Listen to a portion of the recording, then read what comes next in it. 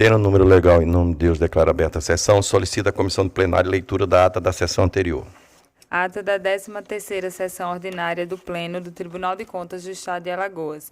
Aos 12 dias do mês de maio do ano de 2026, no plenário das sessões do Tribunal de Contas do Estado de Alagoas, sob a presidência dos excelentíssimos senhores presidentes em exercício, conselheiro Otávio Lessa de Geraldo Santos e conselheiro corregedor Rodrigo Siqueira Cavalcante, reuniram-se os senhores conselheiros: conselheira Rosa Maria Ribeiro de Albuquerque, conselheiro Anselmo Roberto de Almeida Brito, conselheiro Bruno Albuquerque Toledo, conselheiro substituto Sérgio Ricardo Maciel e conselheiro substituto Alberto Pires Alves de Abreu. O Ministério Público de Contas esteve presente, representado pelos procuradores Enio Andrade Pimenta e Estela de Barros Lima Mero Cavalcante. Havendo quórum regimental e diante da presença do Ministério Público de Contas, o excelentíssimo senhor presidente em exercício declarou em nome de Deus aberta a sessão, solicitando a leitura da ata da sessão anterior, que foi aprovada. Na hora do expediente, a presidência informou o adiamento da pauta da conselheira Renata Calheiros, ante sua ausência justificada. Ato contínuo foi colocada em votação a proposta de resolução administrativa que trata da política corporativa de segurança da informação no âmbito do TCE-AL, sendo esta aprovada por unanimidade entre os presentes. Em seguida, passou-se a ordem do dia. Relatora conselheira Rosa Maria Ribeiro de Albuquerque, TC 13996-2024, representação, retirada de pauta. TC 4197-2024, representação, acórdão aprovado. Durante a relatoria do seguinte processo, o conselheiro corregedor Rodrigo Siqueira assumiu a presidência. TC 3567-2025, representação. TC 5212-2024, representação. E TC 18906-2024, todos que tratam de representação, acórdãos aprovados. Relator conselheiro Anselmo Roberto de Almeida Brito. TC 15092-2025, representação, adiado para a próxima sessão. E TC 4343-2020, devolução de voto vista, representação, acórdão aprovado, sendo vencedor o relator originário. Relator conselheiro substituto Alberto Pires Alves de Abreu. TC 8114-2022, representação, aprovada a proposta de decisão. Encerrada a ordem do dia, não havendo mais processo a relatar, nem quem quisesse fazer uso da palavra, o excelentíssimo senhor presidente em exercício encerrou a sessão, convocando a todos para a próxima no horário regimental. Em discussão a ata. Em votação. Oi, Rosinha. Conselheira Rosa.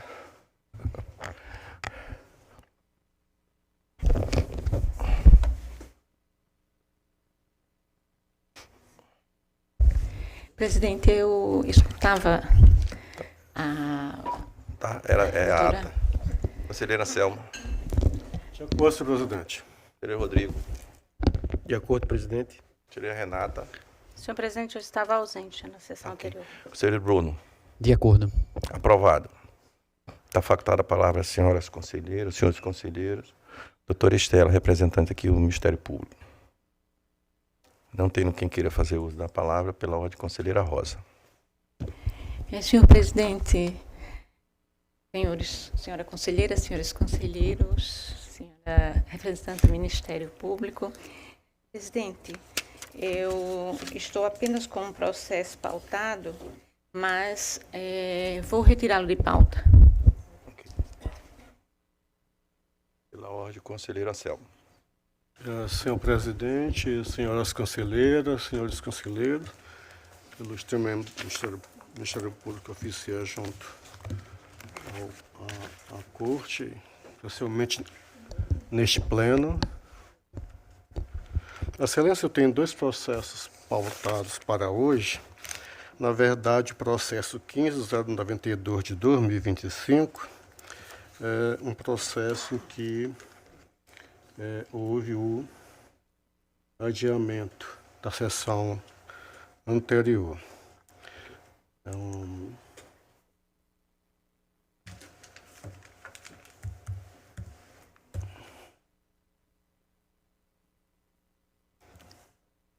Então, Excelência, começando pelo esse processo que foi adiado, eu aqui apenas explicarei o processo e qualquer dúvida eu tentarei explicar a Vossas Excelências.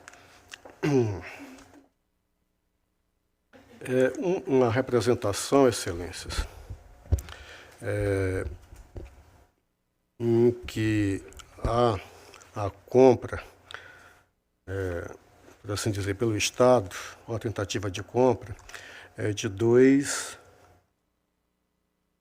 pianos para questões, né, culturais, do Estado de Alagoas, apresentações, em que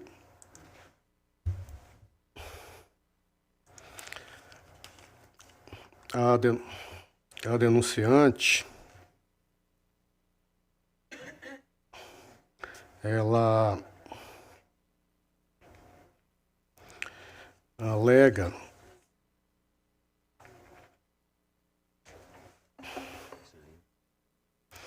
eventual potencial prejuízo ao erário e também à competitividade na aquisição de piano e Yamaha meia cauda no valor global estimado de R$ 534 mil ao total.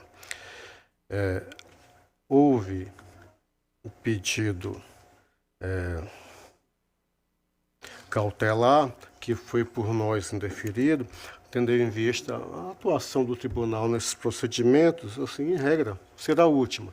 A administração pública está aí aparelhada, né, para resolver essas equações administrativas internas. Mesmo porque havia manifestação da PGE no sentido de adequação do procedimento. E assim nós não concedemos a cautelar, mas conhecemos do processo para que fossem feitas as solicitações de praxe pelo tribunal. No decorrer do processo, houve, né, a aquisição de um dos pianos, né, já está em uso, mas um deles não foi ainda adquirido. Tendo em vista que, mesmo com a participação da PGE no sentido da adequação dos procedimentos, estes não foram adotados a contento.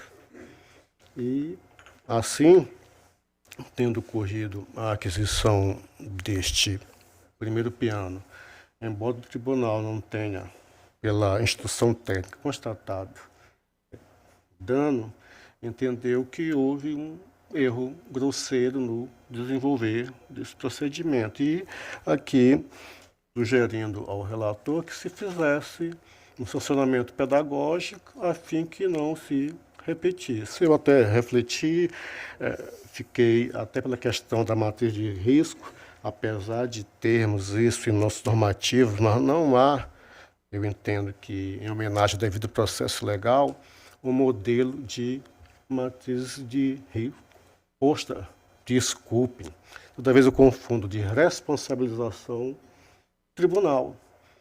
Então, acho que em algum momento isso pode trazer algum problema em eventual sancionamento. Eu cogitei, e nesse momento, não aplicar, já que a gente também tem a ideia de não proporcionar a aquisição do segundo piano, a não ser que aquelas observações, a exemplo de justificativa técnica, né, plausível para a aquisição de determinado piano daquela marca. Por que aquela marca ela é a que vai atender aos anseios da administração pública?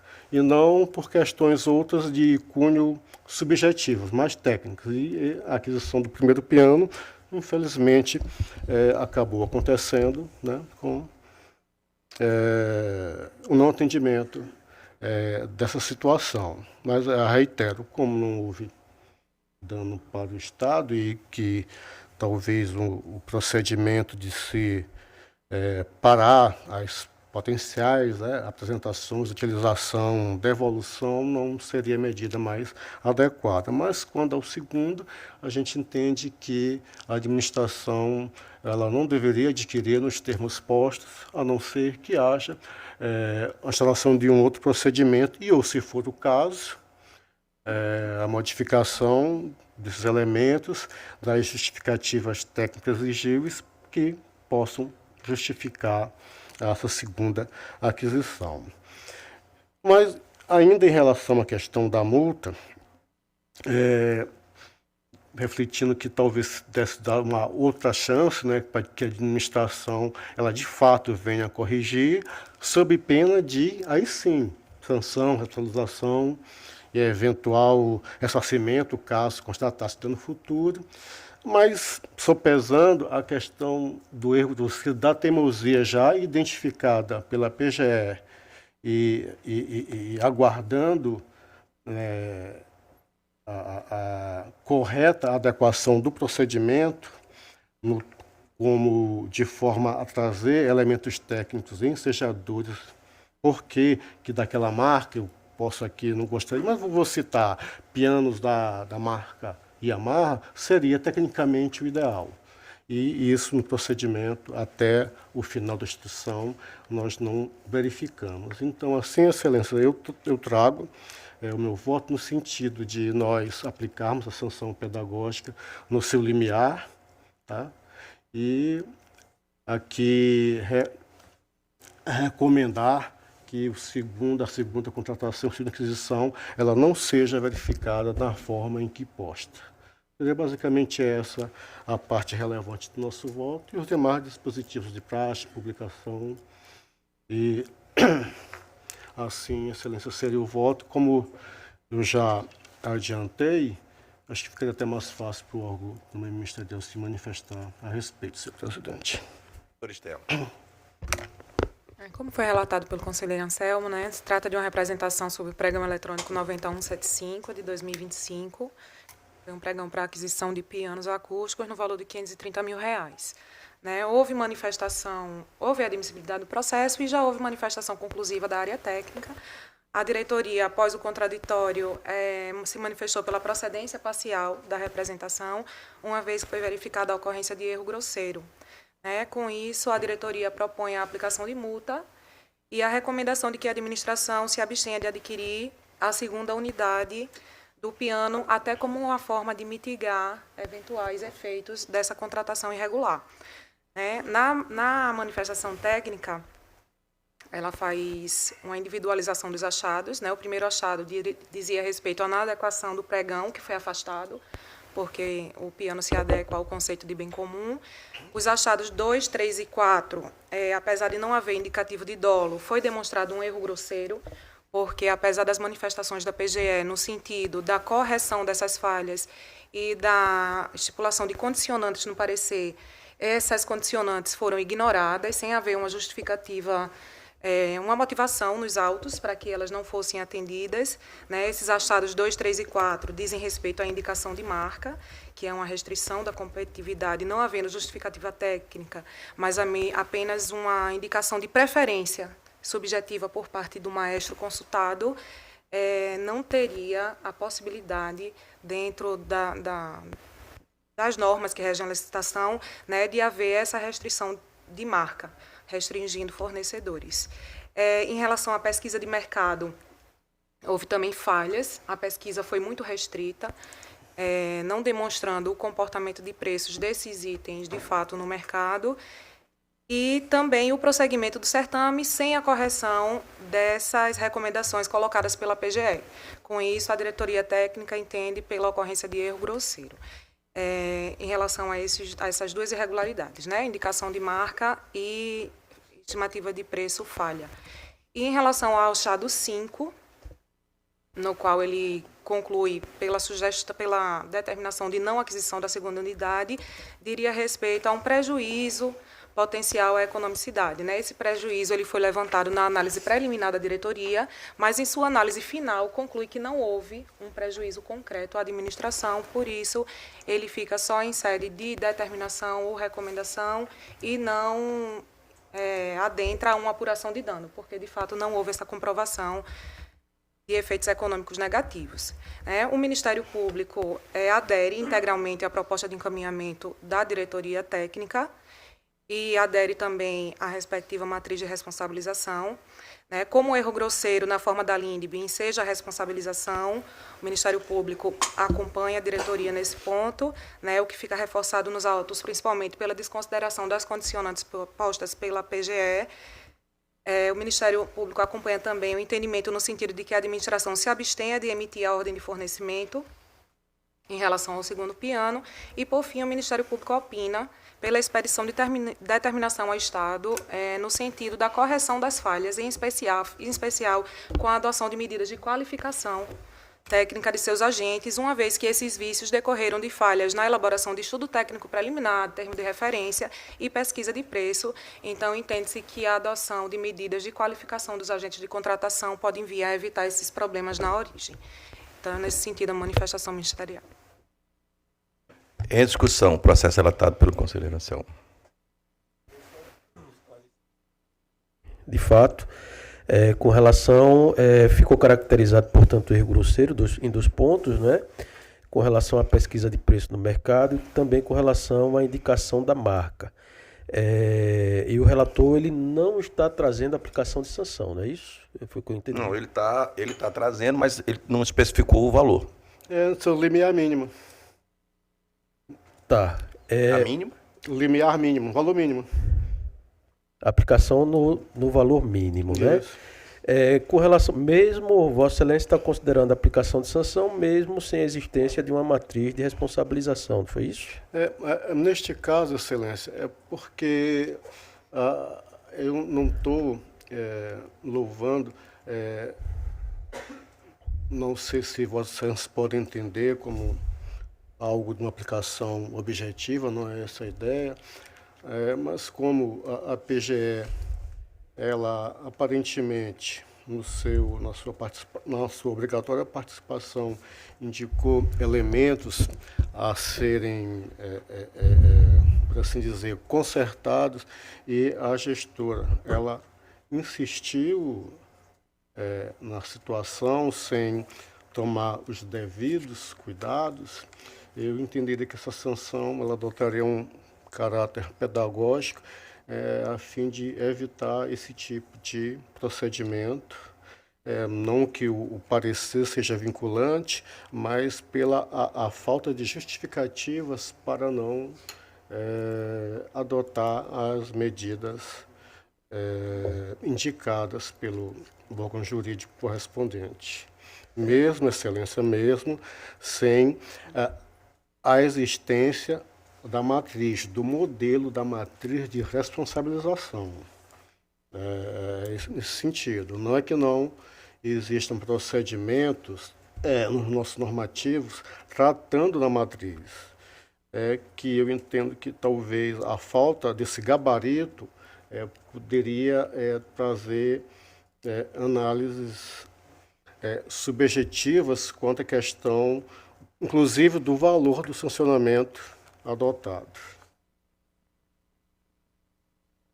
Eu teria só uma segunda pergunta a fazer, doutora Estela, mas Vossa Excelência pode fazer Em relação à ausência de matriz de responsabilização, o relatório da auditoria ele faz essa análise de forma minuciosa. O conselheiro Anselmo se refere a uma ausência de parâmetros pré-estabelecidos para essa análise, mas a análise técnica ela faz essa... O meu entendimento é exatamente dessa possibilidade, né? Nessa linha também. A segunda pergunta que eu faria, até para entender, a gente tem falha na pesquisa de preço de mercado, seria uma responsabilidade do pregoeiro, né? Houve a citação do pregoeiro para apresentar a defesa? Houve, né? Com relação à indicação de marca, Vossa Excelência está atribuindo a quem essa responsabilidade? Ao Na verdade, também? a responsabilidade que toda a construção da matriz de atualização, e aí eu ficaria sem elementos de avaliação para sair dessas balizas, é apenas a agente de contratação, senhor relator. Então está aplicando também ao agente de contratação. São duas apenas multas. ao agente de contratação. Tá, ele foi citado também para apresentar a defesa nos autos, né? Então, ok, presidente, esclarecido. Acho que dou-me por satisfeito, acompanho o voto do relator. Senhor relator, eu queria só, não sei se ficou bem esclarecido, mas pelo que eu pude ver na construção dessa análise, né, de responsabilização, neste caso, ela teve direcionamento apenas com relação a agente de contratação, senhor presidente. Então, Ainda que eu entendesse que seria uma responsabilidade aí, talvez casado ou eventualmente solidária, sem entrar no mérito se houve um fiscal, ou quem é o gestor, mas eu ficaria aí com minha análise prejudicada em estender essa responsabilização para o pregoeira, senhor presidente. É só para... Ou na pessoa do pregoeiro? Não, só na agência de contratação. E por quê? Porque não entendi, ficou confuso. Só para gestora. Só para gestora, não ficou... Ficou confuso, um pouco confuso para mim. Presidente, eu vou pedir vista dos autos. Eu vou pedir vista dos autos. Pedido de vista do conselheiro Rodrigo. Excelência, Continua com a palavra, conselheiro Anselmo. eu tenho um outro processo, é o processo 8304 de 2026. Também, excelência, peço venha para tentar explicar o processo e responder eventuais questionamentos. É um processo para aquisição de medicamentos. Deixa eu ler só a questão aqui.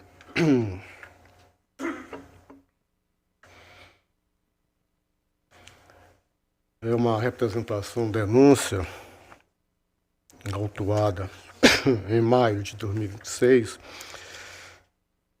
em 5 de maio de 2026, o vereador do município de Delmiro Gouveia,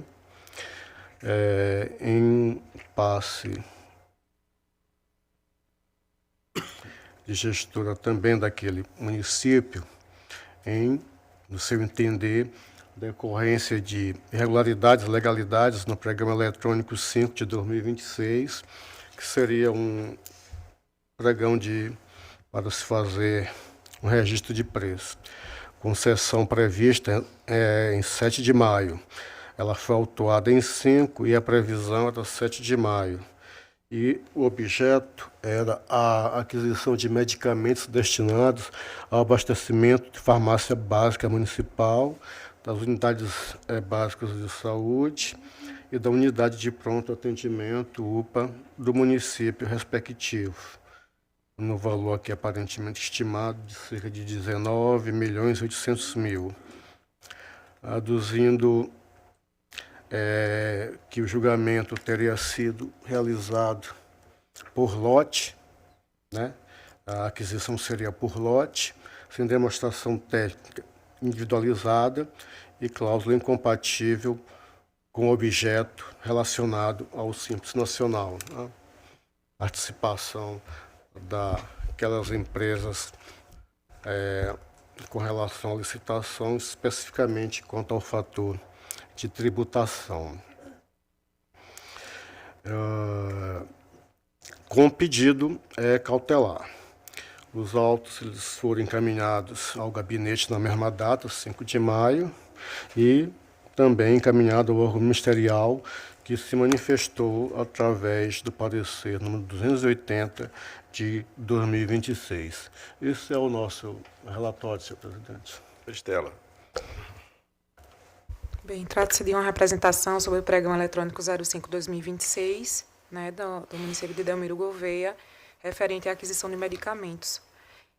O ponto central da representação diz respeito à previsão de adjudicação por lote, não havendo nos autos uma justificativa técnica que se mostre compatível com o objeto, né?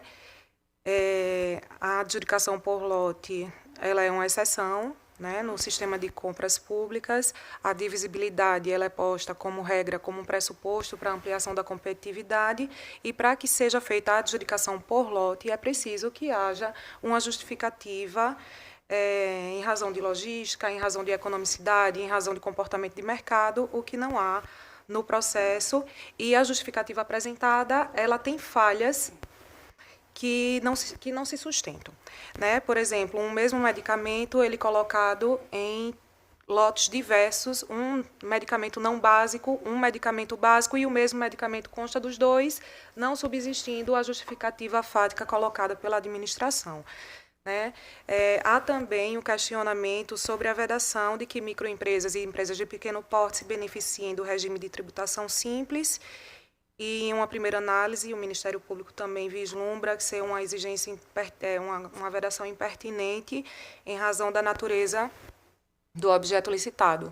Então, estando presentes os requisitos de admissibilidade e estando presentes indícios, né, na plausibilidade das alegações, o Ministério Público opina pela admissibilidade. Né, no tocante ao cautelar, entende também presentes os requisitos do fumus boniuris e do periculum in mora, entendendo pela necessidade de suspensão do certame até que haja uma manifestação de mérito do Tribunal de Contas do Estado. Entretanto, considerando se tratar de contratação de medicamento, né, e do senso de urgência que existe nesse tipo de contratação, o Ministério Público entende ser prudente noticiar a administração para que, diante do que foi posto, do que seja posto, né, a depender do resultado desse julgamento de admissibilidade, a própria administração avalie a retificação administrativa de seu edital, a fim de que não seja prejudicada o interesse público. Conselheiro Anselmo. Senhor presidente, quanto ao pedido liminar, eu estou trazendo junto um processo de hoje que, aparentemente, atendidos os requisitos para a sua concessão, não em sua totalidade, como aqui trazida pelo representante, mas sim, se formos verificar a questão do periculum in mora, mesmo o procedimento já finalizado na sua fase aí eletrônica, como é uma ata, há sempre a possibilidade de haver uma contratação com base na ata. Então, esse, eu acredito que não teria problema. Quanto à questão dos elementos justificadores, né, tecnicamente motivados, do porquê da sua junção em lotes ou da divisão que foi feita, houve uma impugnação, né, da representante no processo administrativo, e essa foi respondida. Claro que pela resposta eu dava a entender que a justificativa seria aquela e seria a razoável. Não é que não se possa se contratar por lote. A regra é fazer-se individualmente por itens, mas desde que haja, né, uma justificativa forte para isso, que a rigor, ao final e o cabo, preze, né, pela contratação vantajosa para a administração, não haveria esse empecilho. Também reputo que não consegui encontrar esse empecilho na biblioteca do Apple Music. Você pode me pedir para produzir uma estação de rádio?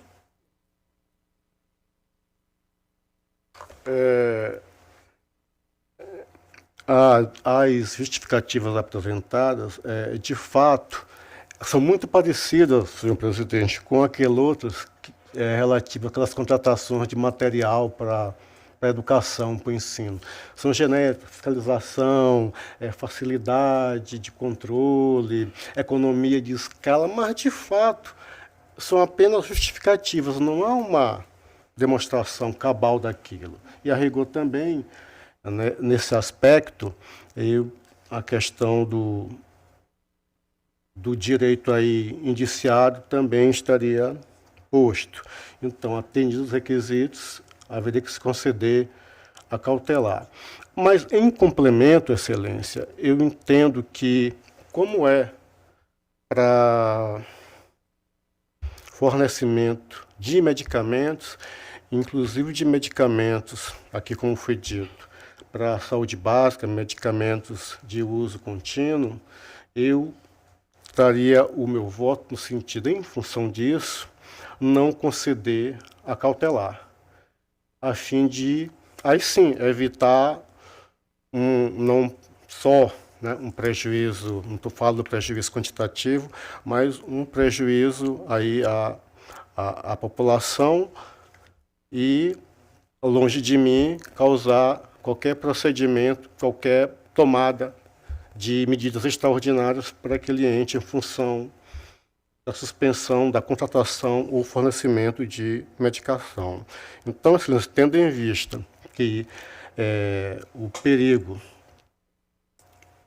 de se tomar essa medida poderia trazer prejuízo maior do que a suspensão desse processo, eu entendo como vai ser submetido em duas partes, nesse momento, trago meu voto no sentido de não concessão da cautelar em função dessa situação, senhor presidente.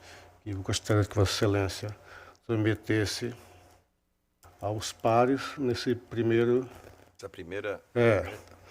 Quanto à da cautelar, a não concessão e a justificativa seria essa. Você está em discussão, agora discussão e votação, esse primeiro item da relatoria do conselheiro Anselmo. Como é que vota a conselheira Rosa? Com o relator, presidente. Conselheiro Rodrigo? Também com o relator, presidente. Conselheira Renata? Com o relator. Conselheiro Bruno? Com o relator.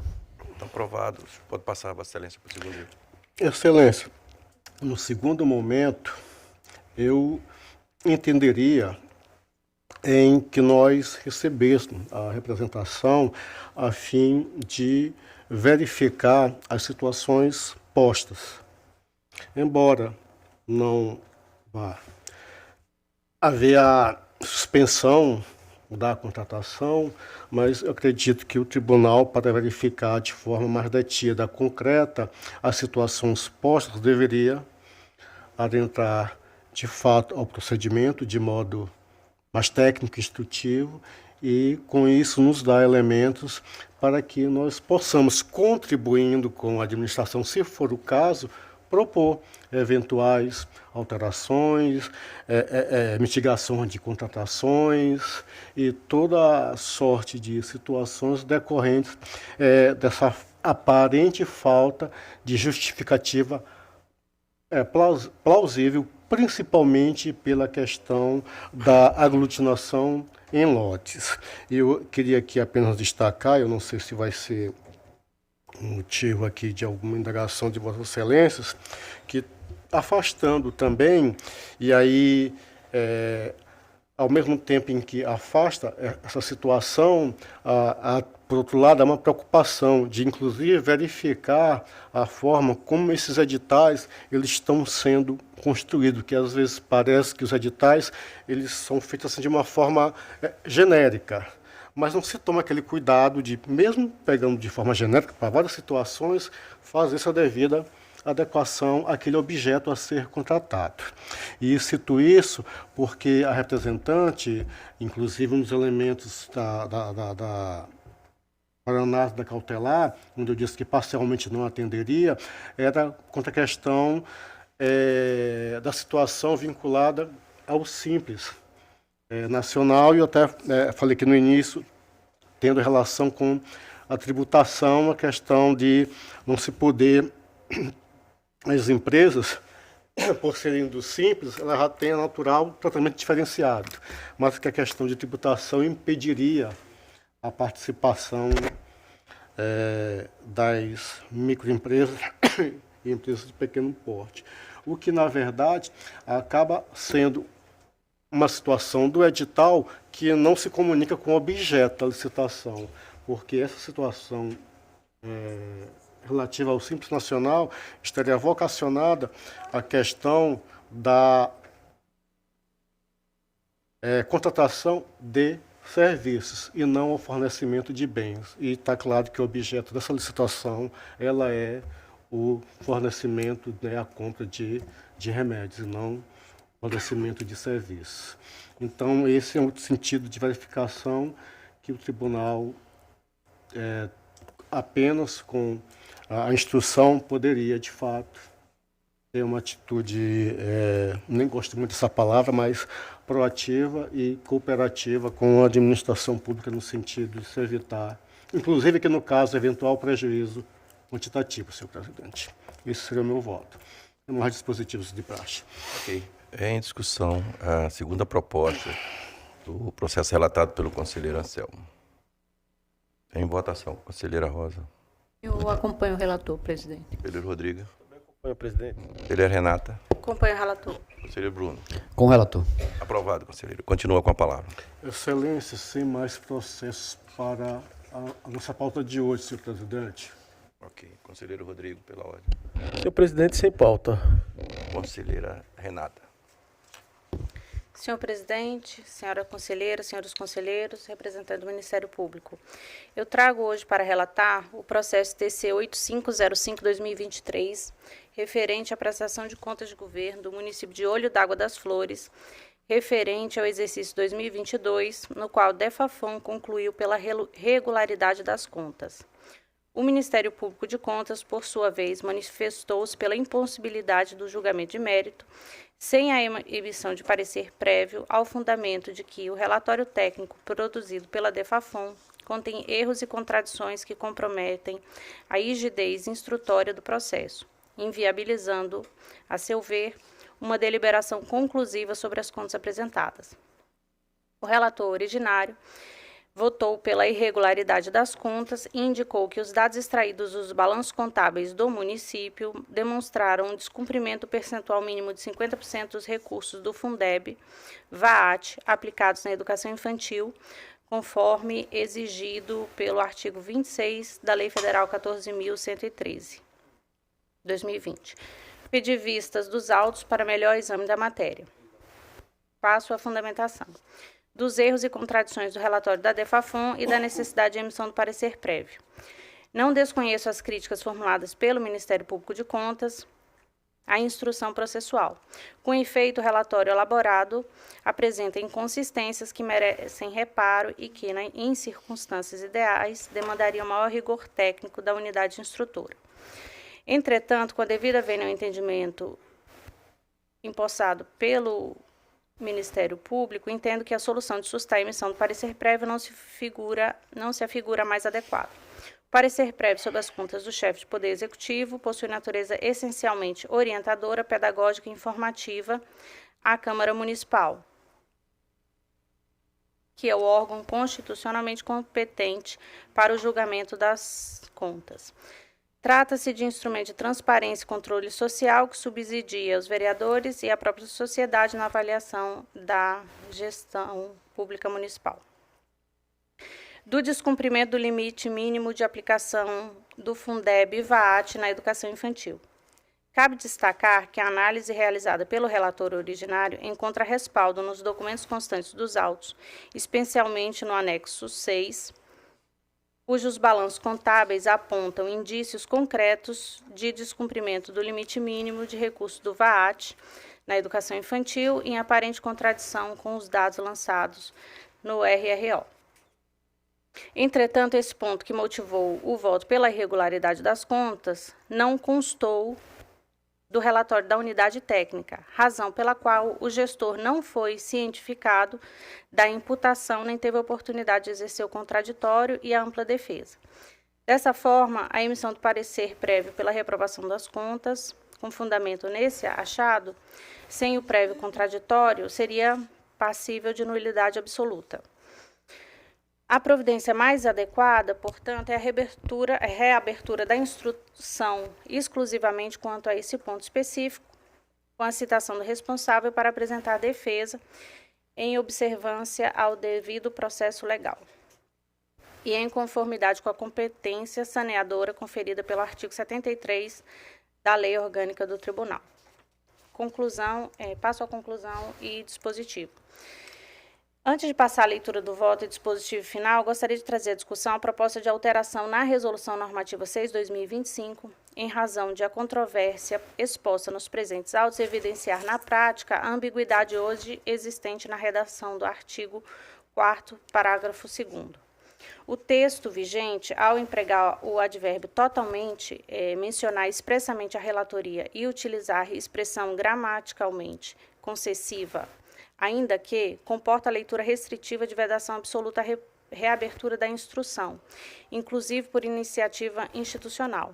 A leitura sistêmica, fundada nos artigos 73 da Lei Orgânica do Tribunal e no artigo 5º da Constituição Federal, conduz à conclusão correta, mas depende de construção interpretativa, o que abre espaço a soluções casuísticas e divergentes para situações materialmente idênticas.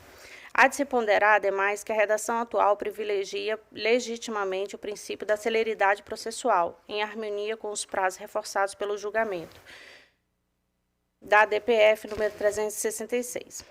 Esse valor, contudo, não pode prevalecer de modo absoluto sobre o princípio da instrumentalidade das formas, o que impede o aproveitamento dos atos processuais e a busca pela verdade material em detrimento do formalismo excessivo.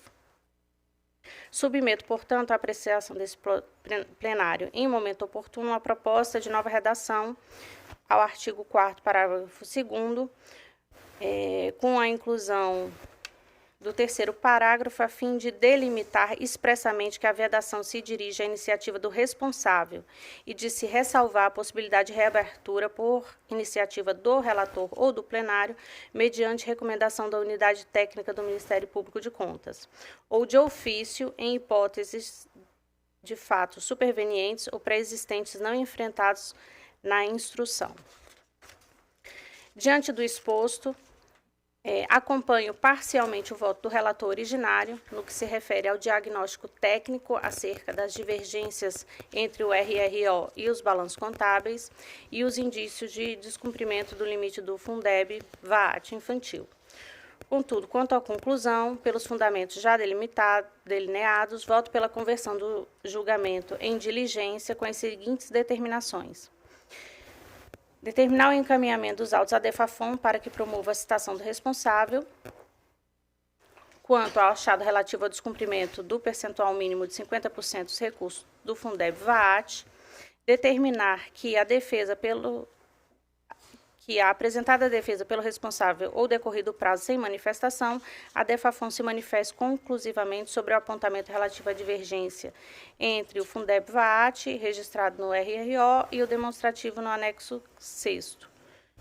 Determinar que, após a manifestação conclusiva da DEFAFON, os autos sejam remetidos ao Ministério Público de Contas para emissão de parecer e demais procedimentos de praxe. É como voto. Conselheira, como esse foi um pedido de vista meu, né?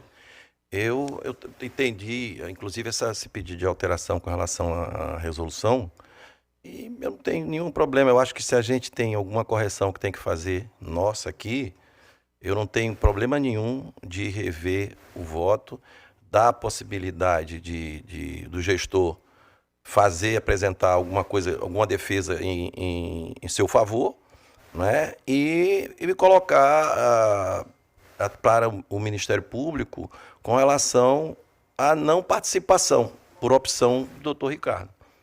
Né?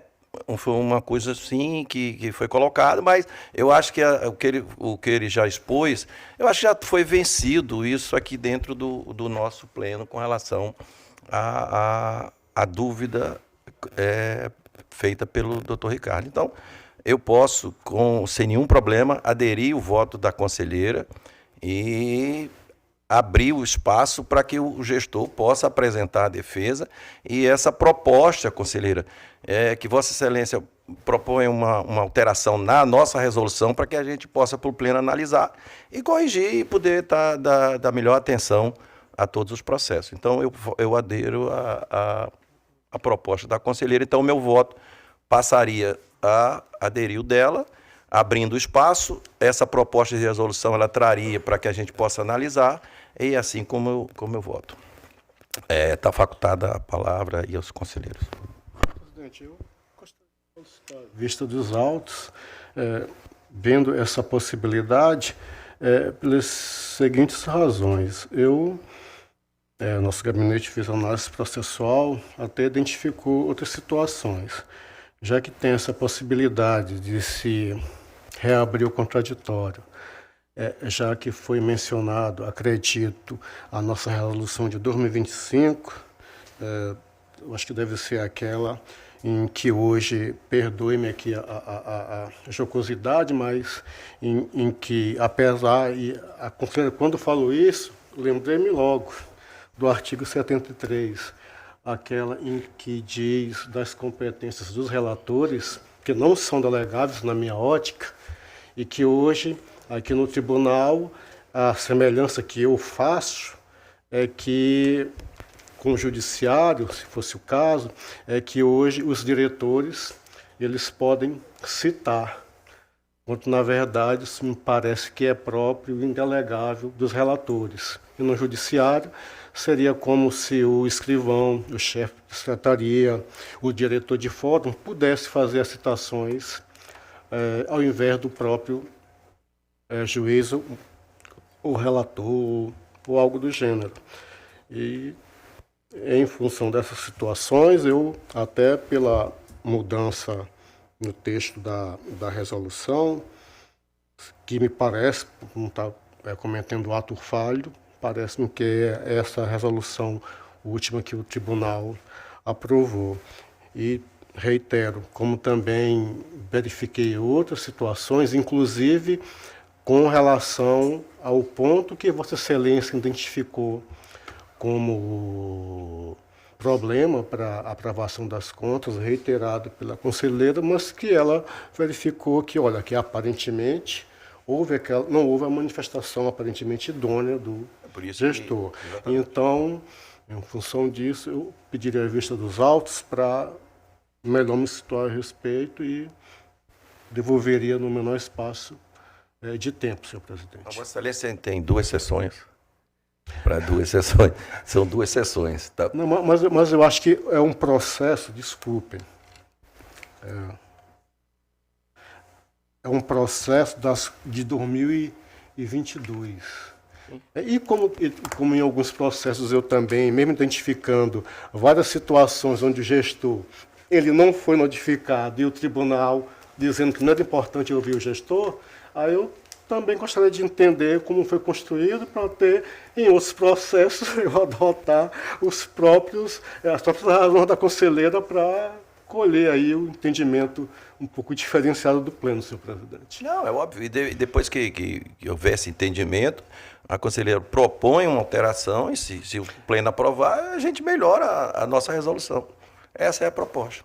Porque isso também vai acabar, acredito que não de encontro, mas o encontro daquela situação do processo aparentemente instruído, bate no gabinete do relator, já que a diretoria agora está colocando, né, explicitamente que o relatório não vincula o relator, outras situações que são verificadas, que permite um pouquinho mais de calma o tribunal melhor verificar as questões, sobretudo das prestações de contas independente do seu tipo processual. Fica justificado, senhor presidente. Conselheiro Rodrigo. Poderia também, se for o caso, até antecipar meu voto. No caso, as contas foram rejeitadas por 3 pontos, não foi isso? Não. Só um. A diretoria técnica concluiu pela regularidade das contas. Pela regularidade das Isso. contas. O Ministério Público não se manifestou. Se absteve. Absteve. O relator originário identificou Apenas um ponto. Um ponto. a questão do não cumprimento do limite do VAT, de aplicação Tá. do limite do VAT. Mas o gestor não foi citado com relação a esse ponto. Tá. Ele não apresentou defeito. Eu só lembrar que a gente teve alguns precedentes aqui em razão da DPF de número 366. Eu estou buscando aqui uma DPF do Estado de Alagoas em que se questionava a duração razoável do processo de prestação de contas, né? E a gente teve a oportunidade, inclusive, em processos de relatoria do conselheiro Anselmo, de dizer, não, a gente não vai reabrir a fase de instrução, porque isso ocorreu por falha do nosso tribunal, né? Haja vista que se tratava de processo muito antigo, né? Então a gente precisa de fato se debruçar sobre essa situação para definir se a gente mantém esse entendimento, principalmente em se tratando de contas de 2022, que vão completar aí no ano que vem 5 anos de tramitação na Corte, ou se a gente vai passar a permitir a reabertura da fase de instrução após transcorrido todo esse prazo processual, o que poderia gerar prejuízo, inclusive, para as decisões do nosso tribunal, em razão desse precedente contido na DPF de número 366. Eu tenderia a votar, lógico, a gente não pode reprovar as contas do gestor se ele não foi citado para apresentar defesa, aí não poderia, em hipótese alguma, né?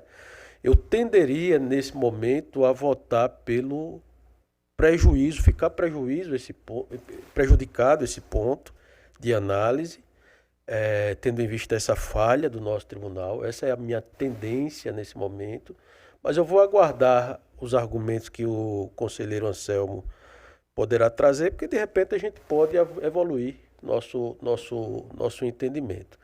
Mas de antemão, é só fazer o registro de que nosso tribunal tem precedentes no sentido de não considerar, portanto, para fins de rejeição das contas e determinar como prejudicado somente esse ponto de análise, né? Era esse registro, senhor presidente, que eu gostaria de fazer. Ok. O pedido de vista do conselheiro Anselmo. Conselheira Renata continua com a palavra.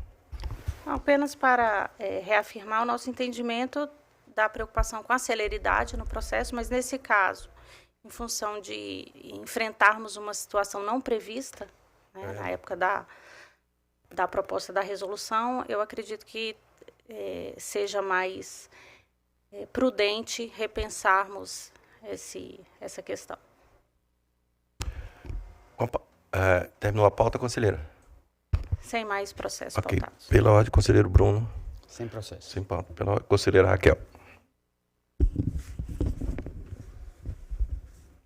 Senhor presidente, senhoras conselheiras, senhores conselheiros, doutora Estela, representando o Ministério Público de Contas.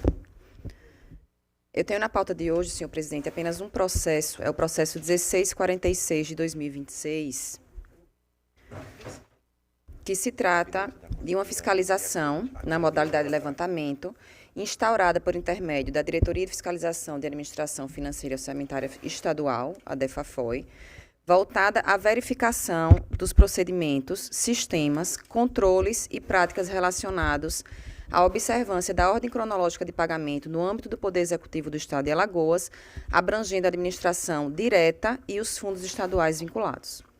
O objetivo da ação fiscalizadora foi conhecer o ambiente de controle e avaliar os procedimentos adotados para o cumprimento da ordem cronológica de pagamentos, bem como identificar fragilidades e oportunidades de aprimoramento.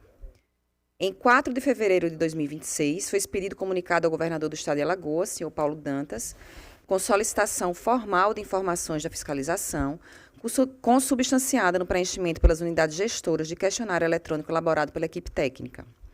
A íntegra do formulário eletrônico foi anexada ao ofício para prévio conhecimento das unidades envolvidas, com vistas a viabilizar a organização das informações e a adequada distribuição interna das responsabilidades pelo seu preenchimento em cada uma das unidades gestoras. No comunicado, a equipe de auditoria solicitou ainda ao governador que fosse atribuída à Controladora-Geral do Estado, senhora Sâmara Suruagido Amaral Barros Pacheco, a competência para atuar como responsável pela comunicação entre o Poder Executivo Estadual e esta Corte de Contas, bem como para identificar os responsáveis pelo fornecimento das informações em cada unidade gestora executora e para acompanhar o preenchimento do questionário, assegurando a tempestividade e a consistência das respostas. Através do ofício de número 92 da CGE, subscrito pela Controladora-Geral do Estado, requereu-se a dilação do prazo anteriormente concedido para apresentar as informações solicitadas.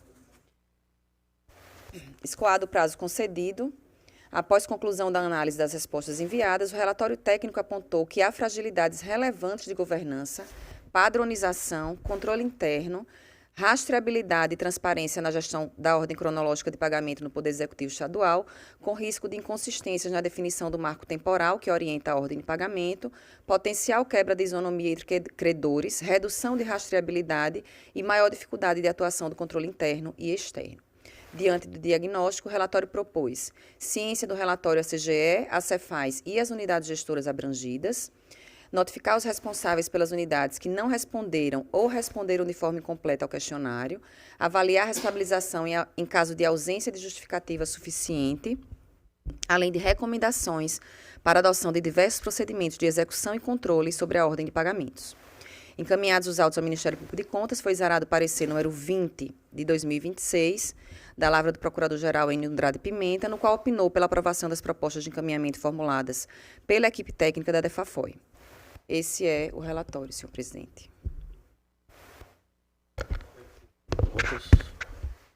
Bem, na forma relatada pela conselheira Ana Raquel, trata-se de um levantamento, né, realizado pela DEFAFOI sobre procedimentos, sistemas, controles e práticas relacionadas à ordem cronológica de pagamentos do Poder Executivo Estadual e dos fundos vinculados. Foram avaliadas 56 unidades gestoras que foram responsáveis por movimentar, no exercício 2025, 15,8 bilhões em pagamentos. O levantamento ele não teve por finalidade apurar individualmente cada possível violação à ordem cronológica de pagamento, mas sim mapear o ambiente de controle e identificar fragilidades estruturais, assim como apontar áreas de maior risco para a atuação futura do controle externo, orientando, inclusive, as ações de fiscalização ordinária do Tribunal de Contas. Na execução da ação de controle, revelou-se fragilidade relevante no dever de colaboração com o controle externo. Houve baixa adesão ao questionário encaminhado às unidades gestoras, haja vista que apenas 32% das unidades prestaram integralmente as informações requisitadas.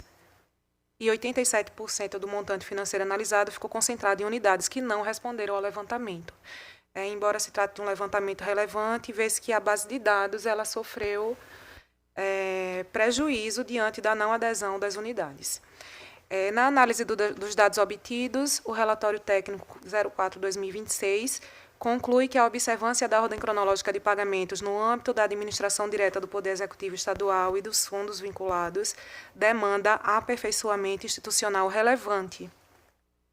A análise automatizada dos dados extraídos dos sistemas corporativos identificou mais de 9 mil potenciais quebras da ordem cronológica em um universo de 19 mil pagamentos analisados, o que corresponde a 51% dos pagamentos com possível quebra da ordem cronológica. É um percentual muito expressivo que, embora não configure por si só uma irregularidade confirmada, revela um ambiente de risco elevado e demanda atuação prioritária do controle externo.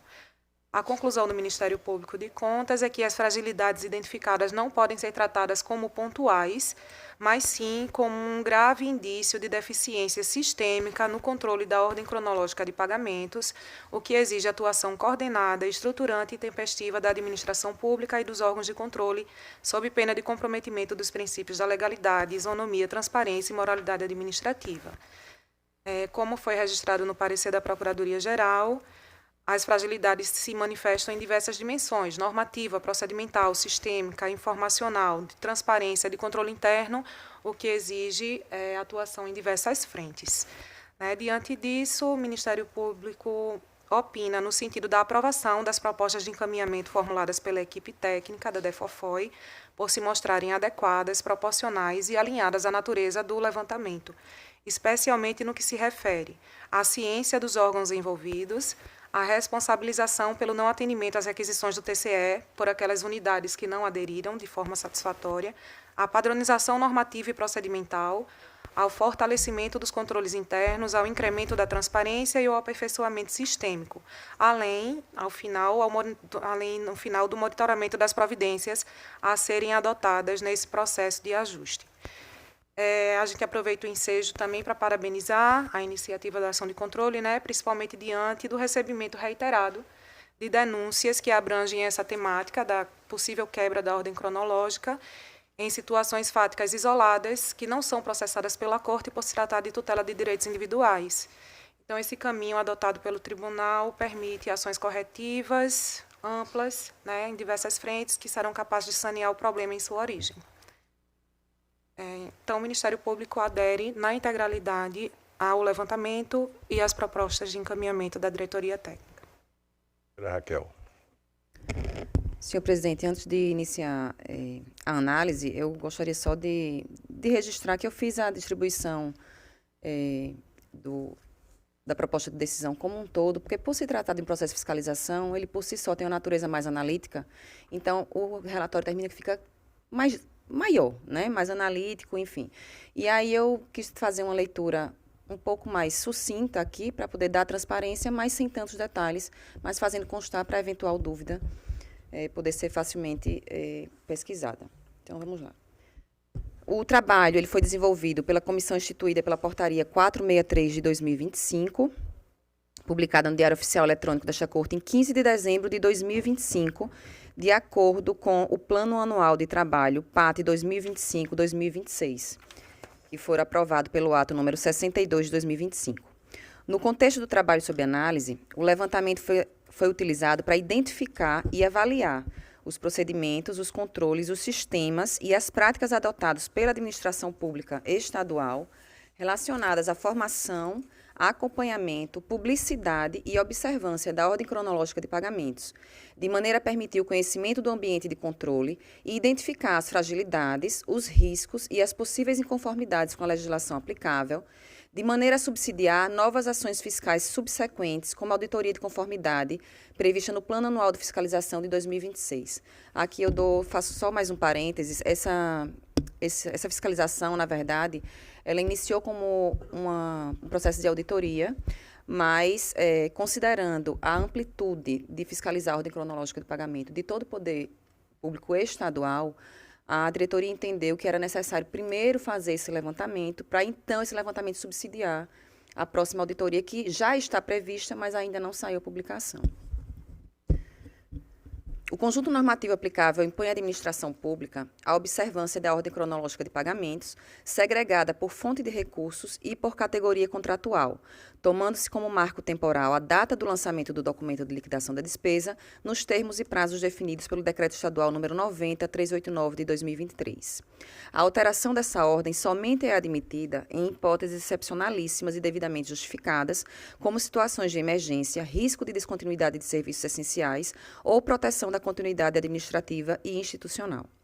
Além disso, eventuais quebras da ordem cronológica devem ser comunicadas aos órgãos de controle interno e externo competentes, sujeitando o agente responsável à apuração de responsabilidade quando ausente motivação legítima, uma vez que o regime jurídico também exige transparência ativa mensal, mediante divulgação da ordem cronológica de pagamentos e das justificativas para eventuais alterações. Importante destacar que das 56 unidades gestoras, apenas 18 responderam integralmente o questionário proposto. 11 responderam parcialmente e 27 unidades gestoras deixaram de responder o formulário, sendo estas últimas responsáveis por, como já mencionou a doutora Estela, quase 88% do total dos pagamentos. Nesse contexto, a análise técnica evidenciou de maneira sólida e fundamentada a presença de vulnerabilidades estruturais no sistema de controle da ordem cronológica de pagamentos, identificadas em diversas esferas de atuação, como se demonstrará adiante. Então, a equipe de fiscalização ela estabeleceu 6 critérios e, dentre esses 6 critérios, fez a análise do que encontrou, das prováveis causas e também dos riscos relacionados a essas irregularidades encontradas. Fazendo também constar que, como mencionou também a doutora Estela, não há qualquer objetivo sancionatório, qualquer natureza sancionatória nesse tipo de ferramenta. Então, foi mais o diagnóstico da situação encontrada. Então, com relação à organização do processo dos pagamentos. No tocante à organização, indagou-se às unidades gestoras acerca da estrutura do processo de pagamento das obrigações do Estado de Alagoas, com vistas a identificar o momento do reconhecimento das exigibilidades e da existência ou não de controle voltado ao cumprimento dessa ordem de pagamento. A análise demonstrou que o processo de pagamento das despesas do Poder Executivo de Alagoas não é padronizado nem plenamente formalizado entre as unidades gestoras, evidenciando divergências quanto aos fluxos operacionais e ao momento em que a despesa se torna exigível. Enquanto 83% das unidades consideram a exigibilidade a partir da emissão da nota de liquidação, 11 adotam a nota de empenho e 5,5% adotam o atesto como momento da exigibilidade. O relatório constatou ainda significativa divergência quanto aos mecanismos de acompanhamento e fiscalização, com baixa definição institucional dos fluxos e responsabilidades, comprometendo a definição do marco temporal que orienta a ordem cronológica dos pagamentos. E apesar das 14 das 18 unidades afirmarem possuir processo formalmente instituído, identificou-se métodos excessivamente fragmentados.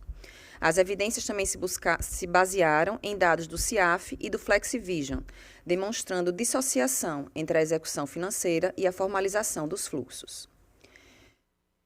Com relação à existência de instrumentos normativos internos, as unidades gestoras foram ainda questionadas sobre a existência de instrumentos legais que regulamentem o cumprimento da OCP, Ordem Cronológica de Pagamentos. Das 18 unidades que responderam integralmente ao questionário, 44% afirmaram possuir normativo específico sobre a matéria. Aproximadamente 39% declararam não possuir regulamentação nenhuma interna e 16% informaram que o tema está inserido em regulamentos mais amplos. As respostas evidenciaram que parcela significativa das unidades ainda atua sem regulamentação própria ou com normas genéricas, comprometendo a uniformidade dos procedimentos, a segurança jurídica e a efetividade da ordem cronológica. Destaca-se ainda que 67% das unidades gestoras não responderam ao questionário ou o fizeram de forma incompleta, o que pode indicar um cenário ainda mais crítico. A equipe técnica constatou a inexistência de padronização entre os órgãos que têm a regulamentação, causada pela ausência de normatização centralizada no Poder Executivo Estadual, além de fragilidades de governança e mapeamento de processos, deficiência na prestação de informações e utilização de normativos genéricos. Com relação à análise da existência de sistema informatizado, metade das unidades afirmou possuir módulo informatizado, o que representa 68,35% do volume de pagamentos analisados, enquanto as demais utilizam sistemas próprios, planilhas eletrônicas, o CIAF, ou então não possuem mecanismos de controle.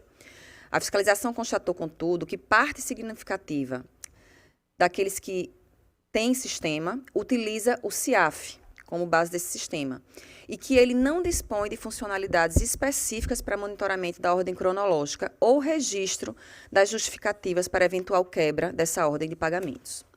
Verificou-se ainda a ausência de ferramenta informatizada adequada para assegurar controle, rastreabilidade e transparência das operações, inclusive quanto ao registro de justificativas excepcionais.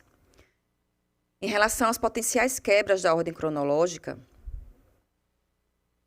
elas foram questionadas sobre a capacidade dos sistemas corporativos de identificar documentos, datas de liquidação e pagamento, categorias de despesa e fontes de recursos, a fim de detectar possíveis desconformidades com a ordem cronológica. A equipe analisou dados do FlexiVision, do CIAF, por meio do Power BI, identificando na administração direta 9.759 potenciais violações da ordem cronológica, em 19 mil pagamentos analisados, ou seja, 51% da amostra. Nos fundos estaduais, foram constatados 2.817 potenciais quebras, em 4.869 pagamentos examinados, ou seja, 57%, quase 58% da amostra. As potenciais irregularidades concentram-se principalmente nos pagamentos relativos à prestação de serviços, tanto na administração direta quanto nos fundos estaduais, sendo que nesses últimos também houve elevada incidência em pagamentos relacionados ao fornecimento de bens. Entre as causas prováveis apontadas estão deficiências nos mecanismos internos de controle, fragilidades na segregação de pagamentos por fonte de recursos, a ausência de procedimentos padronizados, limitações dos sistemas utilizados e problemas operacionais relacionados aos recursos vinculados ou dependentes de credor.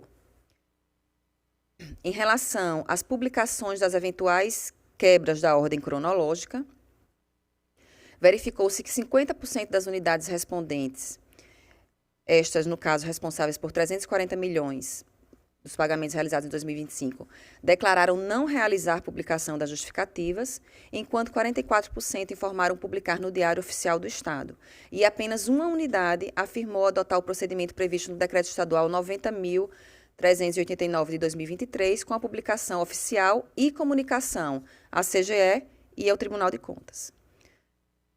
Apesar das respostas, a fiscalização não identificou no Portal da Transparência, no Diário Oficial do Estado ou nas remessas encaminhadas ao TCE, publicações relativas às justificativas para eventuais quebras da ordem cronológica ao longo de 2025. O levantamento também constatou a ausência de rotinas administrativas formais para tratamento das violações à ordem cronológica, uma vez que 11 unidades declararam não possuir procedimento interno formalmente instituído sobre a matéria.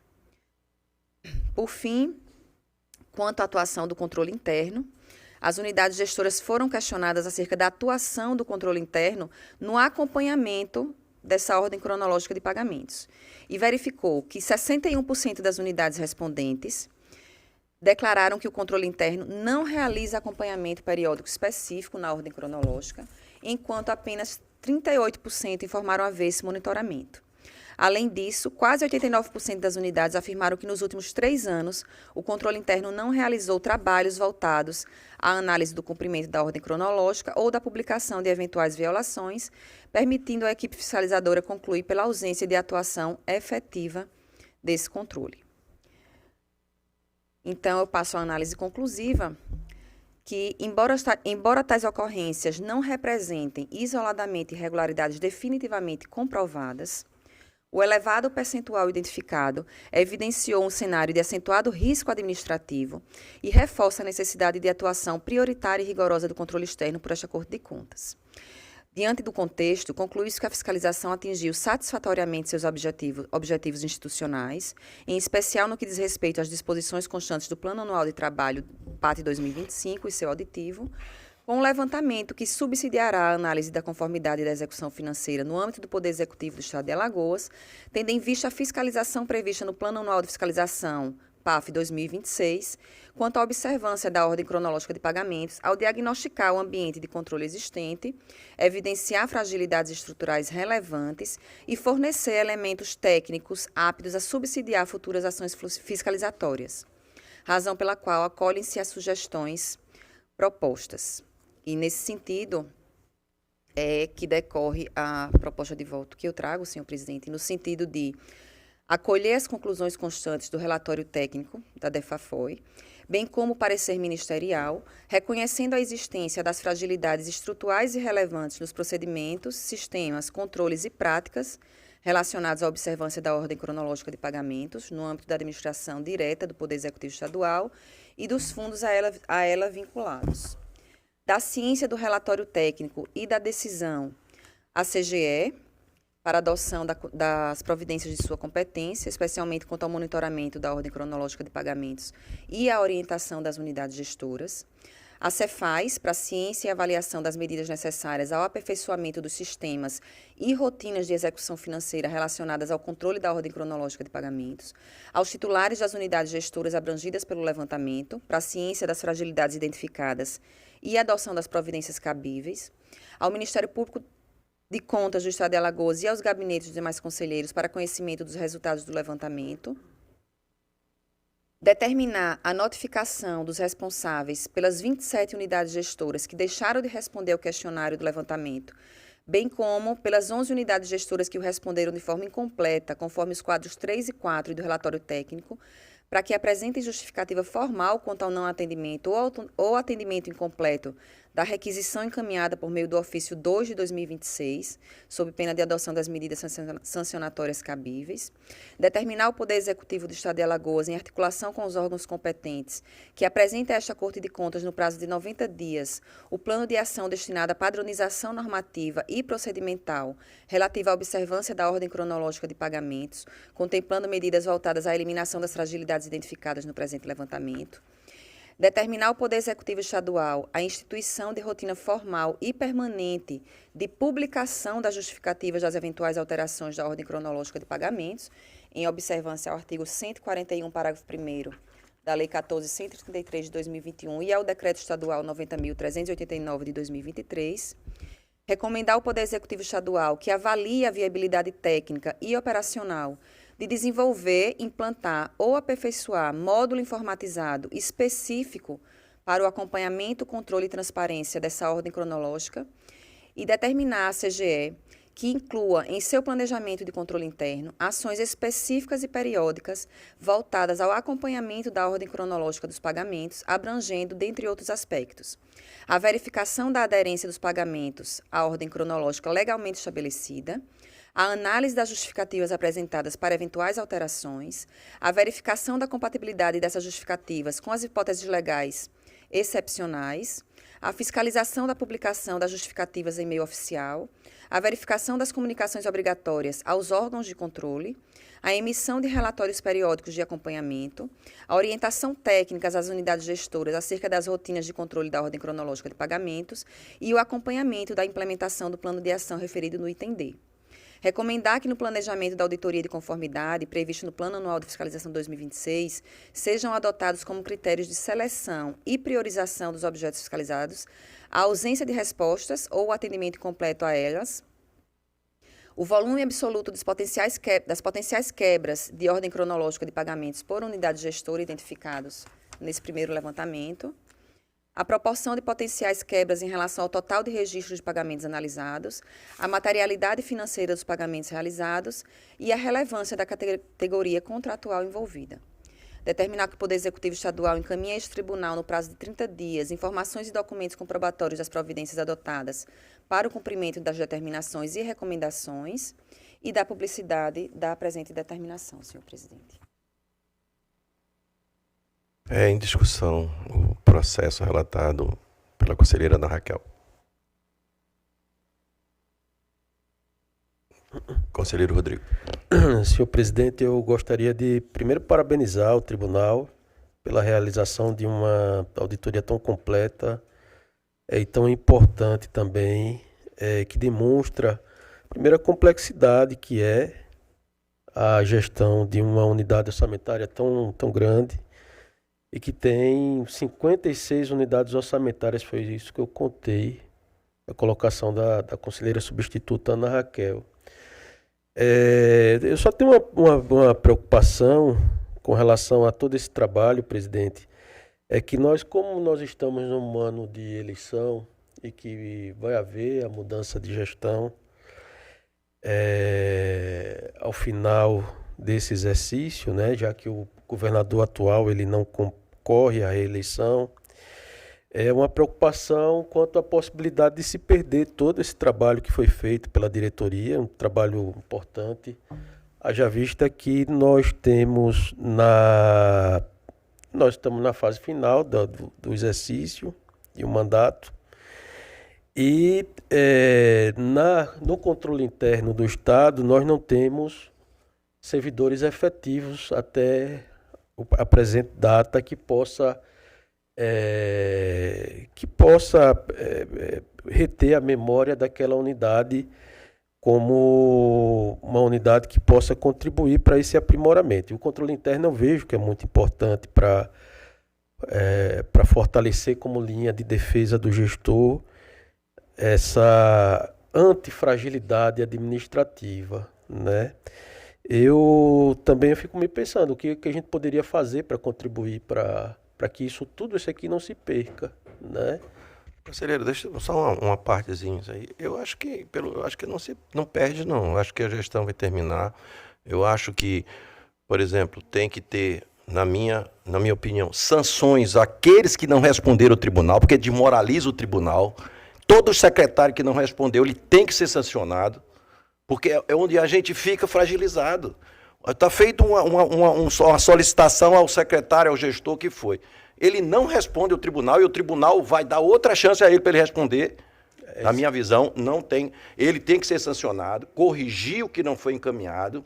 Esse trabalho vai ser informado, pelo que eu vi, ao governador do estado, que vai deixar isso com os funcionários efetivos da Secretaria da Fazenda, onde foi. Eu acho que é um avanço do tribunal, mas a gente não pode descaracterizar a força do tribunal com relação a não responder um questionamento do tribunal. Para mim, independente do que foi levantado, dessas falhas todas, para mim o mais grave para o tribunal é não responder o que foi solicitado para o tribunal. Óbvio que todos os questionamentos aí é embasado, é perfeito, né? E também com outra coisa, conselheiro, é o seguinte, existe uma legislação com relação não precisa regulamentar internamente quando todos os gestores que sabem que tem que ter os pagamentos dentro de um cronograma. Existe uma legislação, então não precisa você pedir ou você dizer para cada gestor como vai ser a programação de pagamento deles. Eu acho que já tem essa informação na legislação.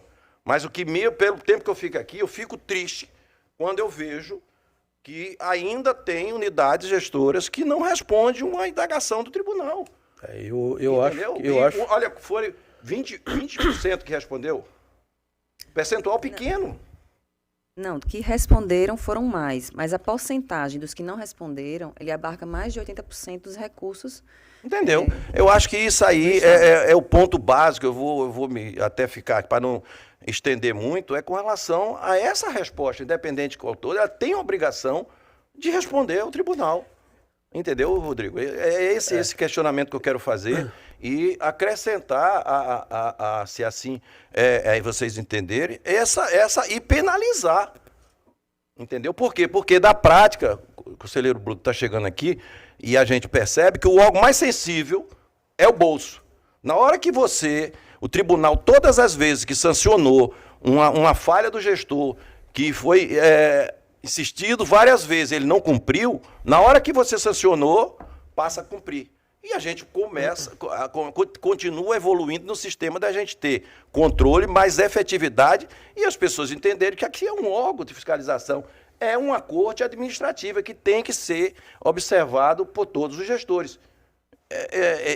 Só quero fazer essa pontuação com relação eu vou nessa e também eu acho que o trabalho foi perfeito, quero parabenizar todos que participaram desse trabalho. Eu vou nessa linha também, presidente. Eu acho que seria o único tribunal do Brasil que isso acontece, né? Eu não consigo enxergar, conselheiro Bruno, isso acontecer em qualquer outro tribunal de contas do Brasil, você ter um fiscalizado que não responde a uma requisição do Tribunal de Contas, né? Isso é muito por nossa culpa. Eu acho que a gente tem que compreender um pouco da nossa história também, saber como é que a gente chegou até os dias atuais, né? Houve uma compreensão muito grande. Mantendo o meu raciocínio, só para fechar, exatamente por isso. Por conhecer, estar aqui há 23 anos e ver que o nosso tribunal ainda é fragilizado com relação a isso.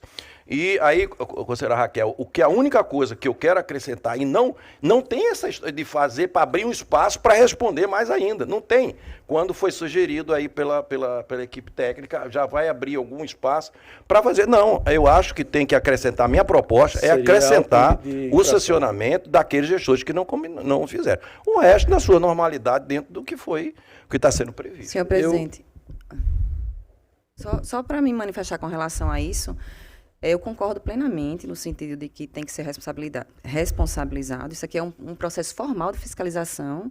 Houve uma requisição formal do Tribunal de Contas e eu também acho falta de respeito institucional. Mas é preciso que a gente dê direito ao contraditório e à ampla defesa. Sim, né? Eles direito tem. Isso. Mas Agora, já com não relação... cumpriu, já tem que ser sancionado. Tem que ser sancionado. Se ele recebeu e não cumpriu, ela é implícito. Se você pediu, recebeu, não informou... Mas antes de ele ser sancionado, ele precisa ser ouvido. Vamos supor uma situação em que não tenha recebido por algum motivo. A gente precisa ouvir o porquê ele não cumpriu. Né? Conselheira, essa é a divergência sempre que eu tenho com Vossa Excelência. Não. Porém, é por isso que o tribunal não anda. A gente tem que ser efetivo. Deixe ele sancionar, na defesa dele, a gente sentar a bunda.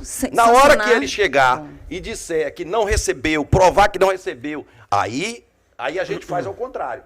A gente retira a multa dele. Tá bom. Mas porque aí eu passo o tempo nosso passando o problema pra gente, que é o problema dele. É esse meu raciocínio, esse é meu entendimento, por isso que eu estou declinando aí, mas obviamente que é o pleno que vai decidir, Entendi. Não sou eu. Com relação à outra questão que Vossa Excelência alegou, de que ele já tem obrigatoriedade e não tem que existir regulamento interno, aqui não se trata de o gestor ter ou não que cumprir com a ordem de pagamento. O que foi avaliado era com relação à organização de processos. Se os órgãos tinham regulamentação interna de como era o procedimento da despesa, para se havia normas internas que viabilizassem esse cumprimento e o controle pelo órgão de controle interno. Então, a fiscalização foi nesse sentido. Não se havia uma resolução, um regulamento interno que obrigasse ele ao cumprimento. A fiscalização não foi com relação a isso. É óbvio que existe uma regulamentação nacional. Ninguém está aqui discutindo se ele é obrigado ou não. É com relação aos processos internos. Eu acredito que o tipo processual foi um levantamento, não foi isso, conselheiro?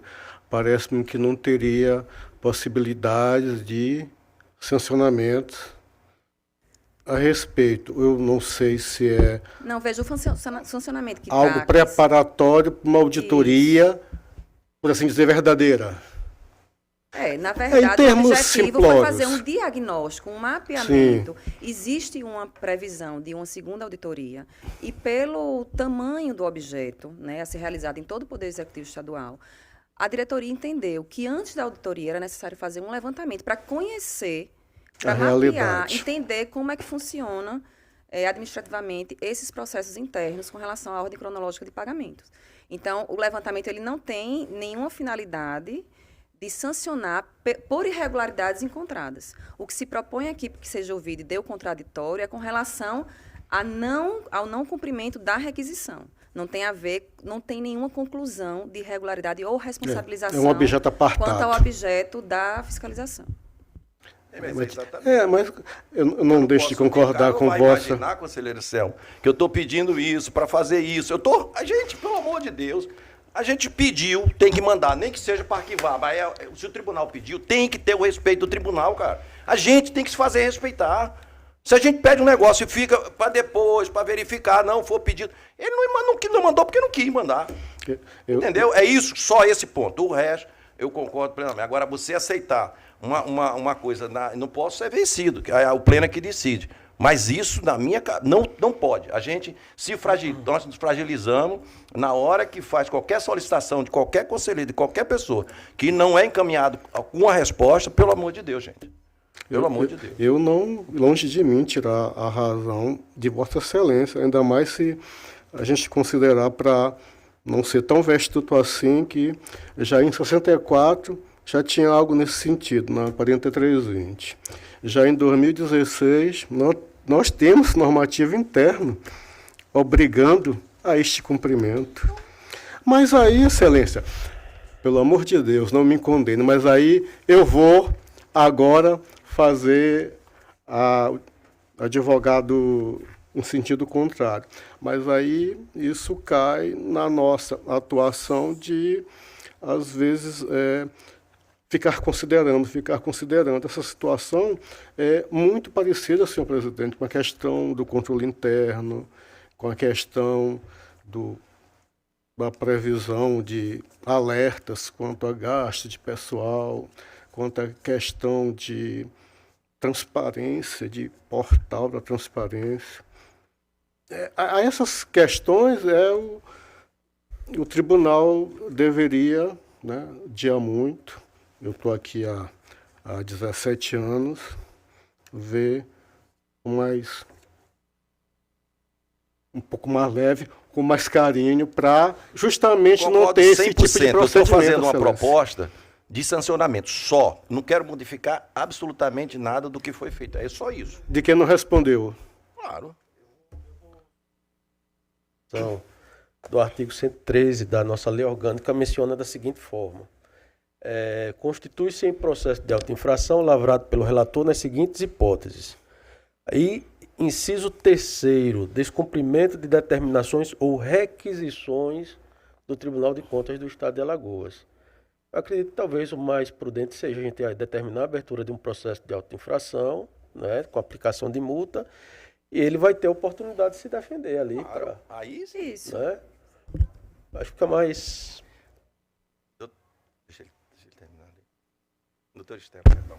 Não era exatamente essa a intervenção que eu ia fazer, né? A partir do momento que é verificado uma sonegação, um não atendimento à requisição ou uma obstrução a um processo de fiscalização do tribunal, qualquer que seja a sua natureza ou classificação de protocolo, né? Havendo a sonegação, havendo não atendimento à requisição, insere-se no artigo 113. E aí o procedimento de garantia do contraditório, tudo isso vai se dar nos termos da lei orgânica quando rege o auto de infração. Eu não tenho qualquer problema Eu só em queria acrescentar isso. em vez de colocar esse contraditório pela defesa dentro do processo, colocar ele na auto-infração. O que eu acho que não pode é sancionar antes de ouvir. Todos os gestores, separar, apartado, sim, determinar a abertura de auto-infração com relação àqueles que não responderam ou que responderam de maneira incompleta, e aí ele vai Eu- dar o eu- seu contraditório para a defesa em outros autos. Só queria concluir, presidente, a minha preocupação com relação ao cumprimento dessa correção desses problemas pela administração. O voto da conselheira substituta, Ana Raquel, ela fixa um prazo de 90 dias para que o governo do Estado apresente, o Poder Executivo apresente um plano de ação destinado à padronização normativa e procedimental relativa à observância da ordem cronológica de pagamentos, contemplando medidas voltadas à eliminação das fragilidades identificadas no presente levantamento, ou seja, 90 dias a partir da notificação pessoal ou da publicação, provavelmente da notificação pessoal do gestor. Então a gente está iniciando junho praticamente, julho, agosto, para entregar para a gente um plano. Pode diminuir o prazo, Rodrigo. Só que logo em A gente pode seguida, então seguir a regulamentação tal, da lei tal.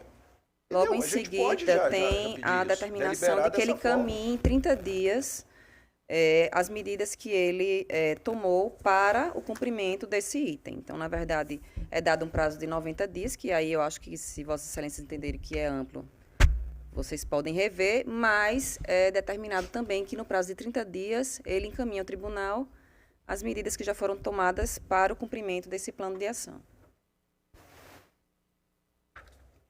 Então fica. Eu só queria botar, como a conselheira que fez a proposta de voto aceitou essa proposta da sancionamento. Eita caramba! Multar eles. Está resolvido. Dá a multa. Acabou. É isso aí. Já foi acrescentado. Então, dentro do voto feito por ela, eu estou querendo acrescentar esse e diminuir o prazo. Esse 90 dias também é muito. Eu acho que 30 dias é o suficiente. Basta ler a lei, o que é que tem que fazer.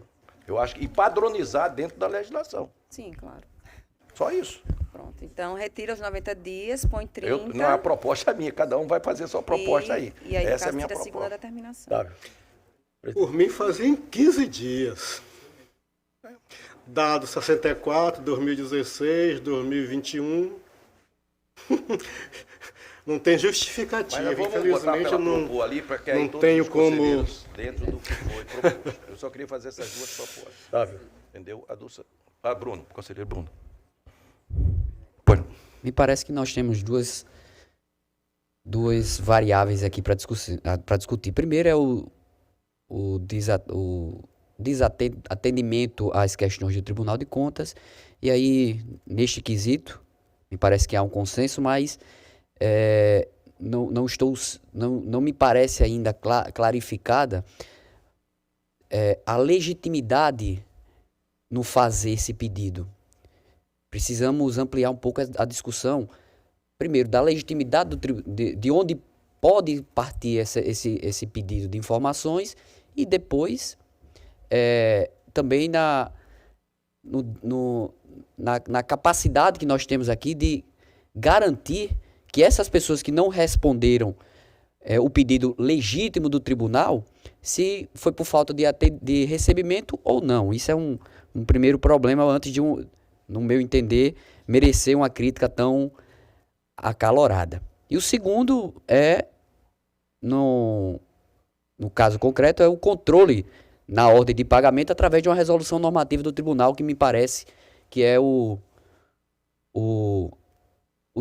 motivo da discussão. E para ambos, me vem a necessidade de um aprofundamento dessa análise. Então, eu gostaria de solicitar vistas das matérias. Ok. Veja para o conselheiro Bruno. Continua. Sem mais processo, presidente. Conselheiro Sérgio. Sem processo para relatar, senhor presidente. Não tendo mais processo para relatar, está facultada a palavra às senhoras conselheiras, senhores conselheiros. Pronto, a doutora Estela quer fazer uma comunicado. De uma forma muito rápida, eu gostaria só de fazer um breve comentário em relação à proposta de alteração da resolução normativa ventilada pela conselheira Renata, ao tratar de um processo específico que eu nem estou com o número disponível aqui, mas que trata sobre a possibilidade de reabertura da instrução, da fase de instrução. Né? Eu concordo com a conselheira Renata sobre a necessidade de aclarar as situações excepcionais em que o tribunal tem a possibilidade de reabrir a fase de instrução. Primeiramente, se a gente partir para uma análise, uma interpretação da norma, a gente pode até extrair da própria norma que essa vedação se dirige aos casos em que a parte, após encerrada a fase da instrução, protocola pedindo reabertura da oportunidade para se defender ou trazendo novos documentos que já dispunha à época, mas que não trouxe ao processo, mas ainda persiste a dúvida, né, sobre a possibilidade de reabertura, seja por provocação do Ministério Público de Contas, quando analisa o relatório técnico final conclusivo, seja por conta de uma própria provocação do próprio conselheiro, de ofício, quando verifica, diante do relatório, ou uma valoração diferenciada para um achado, ou um achado complementar diante do que foi apontado no relatório técnico, né? Eu acredito que, nesses casos, quando o pedido de reabertura ele vem de uma detecção de novas irregularidades ou de uma gravidade maior a uma irregularidade apontada pela diretoria técnica, não pode haver essa vedação absoluta para a reabertura da instrução, até porque haveria um grave óbice ao controle externo, um grave prejuízo até à celeridade e à eficiência e efetividade do controle. Porque, ao analisar o relatório técnico conclusivo, eu verifico que um apontamento ali feito ele não teve a valoração jurídica necessária e, por exemplo, o gestor foi notificado para se defender de um fato, não sabendo as consequências jurídicas efetivas daquele fato, mas, ao contrário, considerando o menos grave, a gente não garante o efetivo contraditório. E, nesses casos, ainda que o achado esteja no relatório técnico, ele não vai poder servir para dar aquela gravidade que se imputa, né, pelo contraditório efetivo, pelo princípio da não surpresa, por vários fatores. E eu faço essa intervenção porque essa foi uma temática que foi discutida recentemente com a assessoria de um gabinete, justamente sobre essa possibilidade diante da vedação do artigo 4º, né? E eu manifesto aqui já o meu entendimento sobre a norma de que não há essa vedação absoluta quando a necessidade de reabertura em casos excepcionais é vislumbrado pelo Ministério Público ou pela própria relatoria, de modo a garantir o efetivo contraditório e de modo a garantir que aquelas contas tenham a análise ampla na forma que deve ser feita. E eu dou um exemplo para que fique mais clara a minha preocupação. Análise recente de prestações de contas de gestão, de regimes próprios, em que a ausência de avaliação anual atuarial, né? A avaliação atuarial ela deve ser feita anualmente para garantir o equilíbrio atuarial e determinar medidas que possam garantir esse equilíbrio, né? E um certo instituto, há 5 anos, não realizava avaliação anual, certo? Então, há uma omissão da gestão grave, que há 5 anos não realizava um ato obrigatório determinado em lei. E o Instituto também apresentava um déficit atuarial no último DRAA de 2019, eu acho, muito expressivo. Então, era uma situação que reclamava a máxima atenção e que, por 5 anos, não foi realizada essa avaliação. A ausência do DRAA atualizado nas contas foi considerada como uma falha formal, a ausência documental, certo? Só que a gente não pode considerar, no meu entendimento, né, com a máxima vênia e respeitando totalmente a autonomia da área técnica, mas eu acredito que essa falha ela não se restringe a uma falha formal.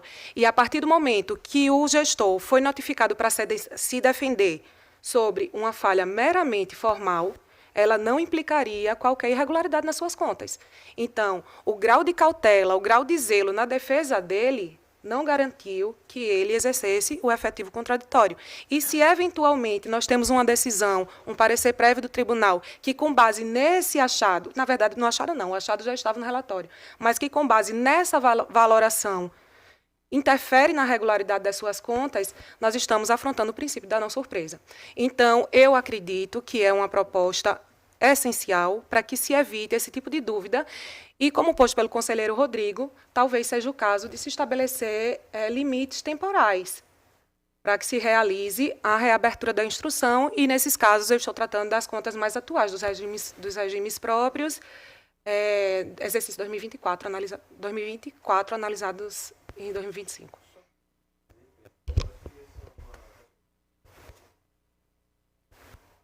O tribunal foi uma trabalhada pelo Dr. Ricardo, essa resolução normativa. Eu também tenho várias resistências a vários pontos da resolução, mas o fato é que ela surgiu dentro de um ambiente de abuso, né? Abuso por parte que a gente percebeu, né? Quando estava pronto para relatar, vinham trazendo defesas. Então ela surgiu dentro desse contexto, que travava e gerava toda a necessidade de abertura de instrução por parte da diretoria. Além desse ponto, o que foi trazido no voto da conselheira Renata, da eminente conselheira Renata, e eu me insurgi com preocupação, foi o fato de que na época estava sendo muito discutido a DPF número 366, né, para as contas de governo. E a gente tem um prazo, né, constitucional para o tribunal fazer o julgamento. Qual é esse prazo? Para as contas de governo do Estado, 90 dias. Para as contas de governo municipal, 120 dias. Não é? E o Supremo Tribunal Federal deu uma pancada no Tribunal de Contas do Estado de Alagoas, que na época julgava, apreciava, melhor dizendo, as contas de governo com 10, 15, chegou até 20 anos de atraso. Eu lembro perfeitamente. Contas de 19 anos de atraso aqui no tribunal. Então, havia essa preocupação e eu lembro que, na época, a gente teve colegas que converteram em diligência todas as prestações de contas. E o nosso compromisso como julgador, nas reuniões que a gente tinha, era de tentar viabilizar o julgamento a deliberação, melhor dizendo, dessas prestações de contas, dentro de um prazo razoável, que era mencionado pelo Supremo Tribunal Federal, levando em consideração todas as ações por parte do gestor na defesa, na prorrogação daquele prazo lá que a gente tinha, né?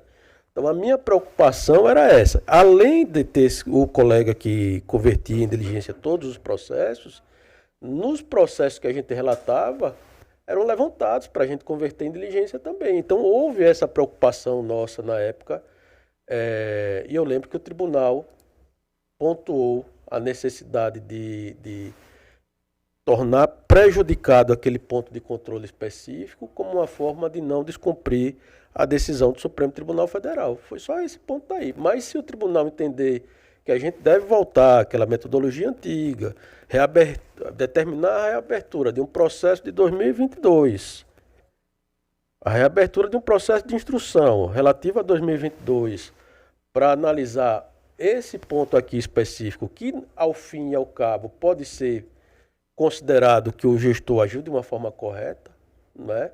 Eu também não vou ser contra a esse entendimento do tribunal. Eu vou me alinhar a esse entendimento do tribunal, mas batendo naquela tecla que a gente buscou avançar e foi uma luta aqui, inclusive Vossa Excelência à frente dessa causa, o conselheiro Fernando na época à frente dessa causa, né?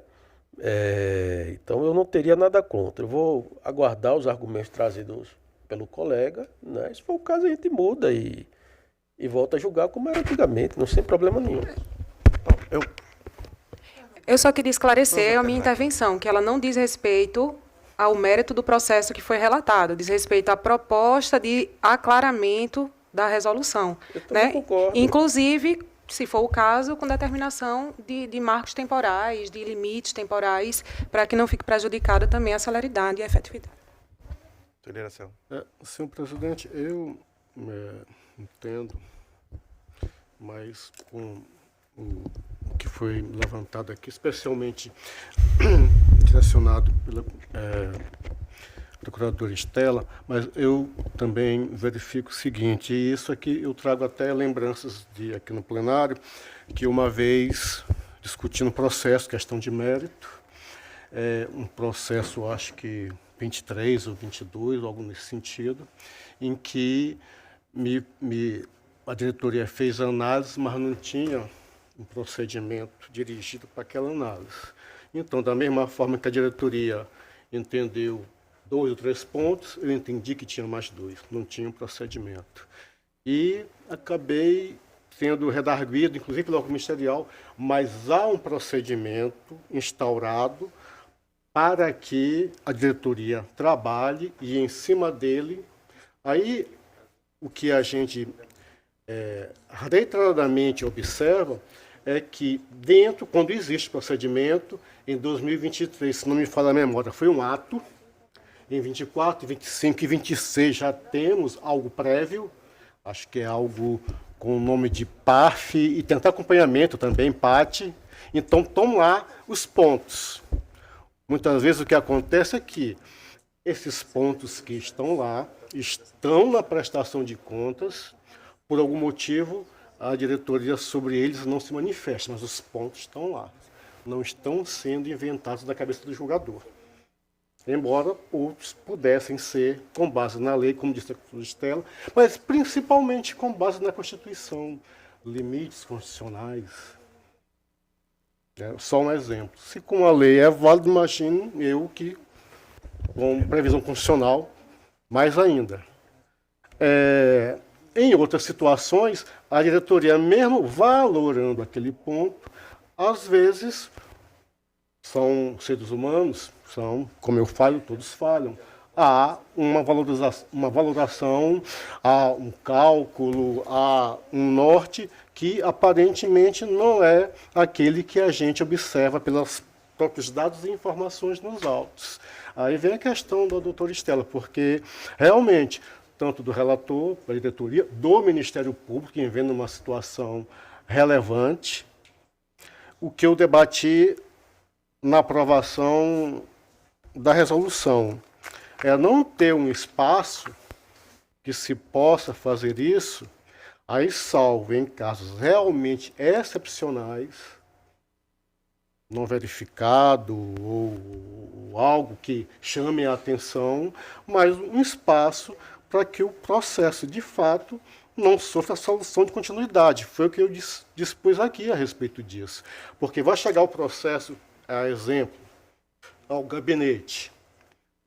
Tem aqueles pontos dentro daquele manual, daquela obrigação a ser verificado, e não foi. O gabinete olhou, mas o processo a rigor, aparentemente instruído com parecer ministerial. Aí, olha, mas aqui não observou um limite constitucional.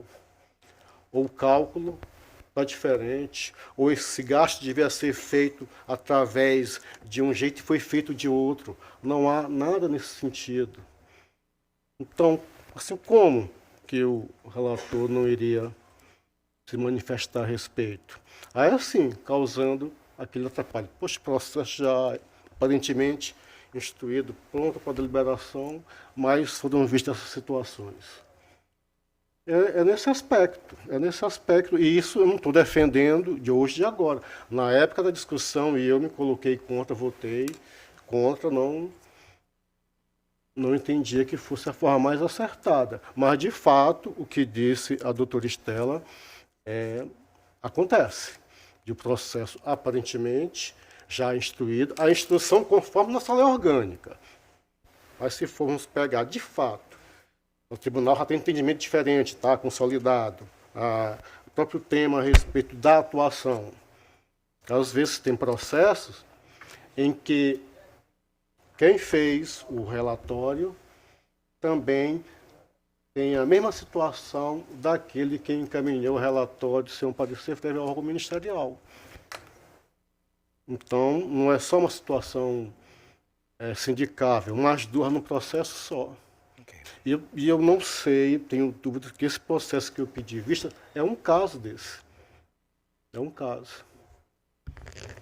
Obrigado, senhor presidente. Conselheira Renata. Eu esqueci de solicitar a retirada de pauta do processo 16.939/2025. 16? 939/2025. Sem mais, obrigada. Não tendo mais quem queira fazer uso da palavra, declaro encerrada a sessão, convocando para a próxima terça-feira no horário regimental.